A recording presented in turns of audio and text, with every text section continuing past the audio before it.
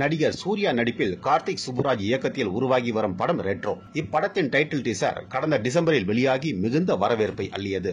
படத்தின் ரிலீஸ் தேதி அறிவிக்கப்பட்டு விட்டதால் அடுத்தடுத்த அப்டேட்டுகளை ரசிகர்கள் ஆவலுடன் எதிர்நோக்கி காத்திருக்கின்றனர். இந்த படத்தில் சூர்யா, பூஜா ஹெக்டேவை தவிர ஜெயராம், ஜோஜு ஜார்ஜ், நாசர், பிரகாஷ் ராஜ், சுஜித் சங்கர், டானாகாரன் தமிழ் என பலரும் நடித்துள்ளனர். இதன் பெரும்பகுதி படப்பிடிப்பு அந்தமானில் நடந்திருக்கிறது. ஒரு பாடலுக்கு ஸ்ரேயா நடனமாடியிருக்கிறார். இந்நிலையில் காதலர் தினத்தை முன்னிட்டு இந்த படத்திலிருந்து ஃபர்ஸ்ட் சிங்கிள் வெளியாகும் என்று கூறப்படுகின்றது.